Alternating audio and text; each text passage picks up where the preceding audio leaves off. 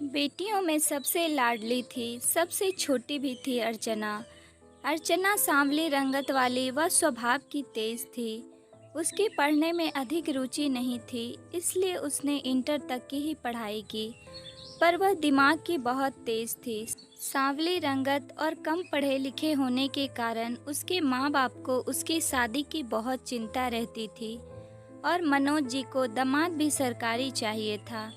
जो भी अर्चना को देखने आता उसकी सांवली रंगत और कम पढ़े लिखे होने की वजह से उसे नापसंद कर देता। एक दिन व्यापार के सिलसिले में मनोज जी की मुलाकात राकेश जी से हुई। उनका एक ही बेटा था, राहुल, वह भी सरकारी मास्टर। राकेश व उनकी पत्नी सुनंदा दोनों ही लालची प्रवृत्ति के थे।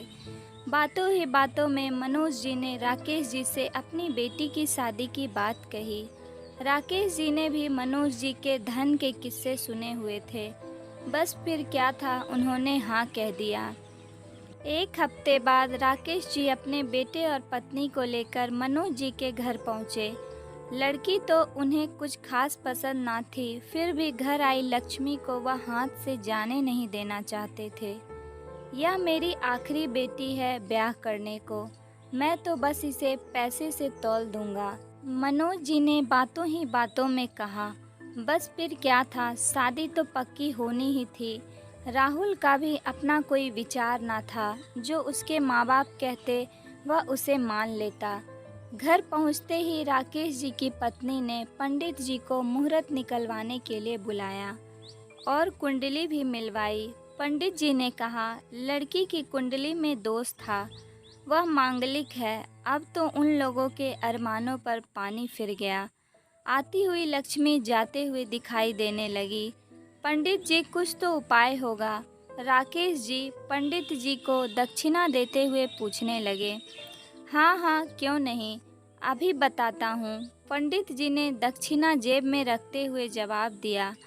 अगर लड़की का विवाह लड़के से पहले किसी कुत्ते से करा दिया जाए तो सारा दोष खत्म हो जाएगा। जो भी आँच आएगी उस कुत्ते पर आएगी। बस फिर क्या था, राहुल की माँ ने उपाय सुनते ही सारा हाल अर्चना की माँ से कह दिया। कुत्ते से शादी? अर्चना की माँ और अर्चना दोनों इस बात के लिए तैयार न थे।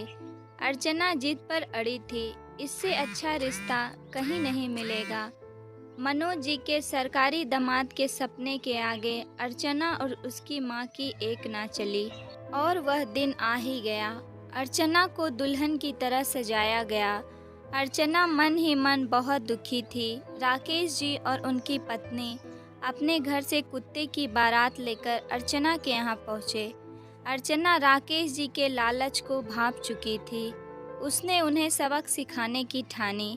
कुत्ते को अर्चना के बगल में बिठाया गया और पंडित जी मंत्र उच्चारण करने लगे। राहुल की माँ कुत्ते का हाथ पकड़ के सारे कर्मकांड करवा रही थी। विवाह संपन्न हुआ, खड़े होकर बड़ों का आशीर्वाद ले लो। जैसे ही पंडित जी ने यह कहा, अर्चना उठ खड़ी हुई, तपाक से बोली, अब मेरा पति यही कुत्ता है, अब मैं किसी और से विवाह नहीं कर सकती। राहुल की माँ और राकेश जी अवाक रह गए। मनोज जी भी हैरान थे। मैं ऐसे घर में शादी नहीं कर सकती जो दहेज के लालच में कुछ भी कर सकते हैं। अर्चना की इस हालत के जिम्मेदार न केवल राकेश जी और उनकी पत्नी थे, बल्कि उसके पिता भी उतने ही जिम्मेदार थे। अंधविश्वास और सरकारी दामाद की इच्छा आज भी हमारे समाज में व्याप्त है, जिसकी वजह से अर्चना जैसी ना जाने कितनी बेटियों को अपमानित होना पड़ता है। तो दोस्तों, आज की कहानी के बारे में आप लोगों की क्या राय है, कमेंट में ज़रूर बताएं और लाइक, शेयर और सब्सक्राइब ज़रूर करें। कहानी सुनने के लिए आप लोगों का बहुत बहुत धन्यवाद।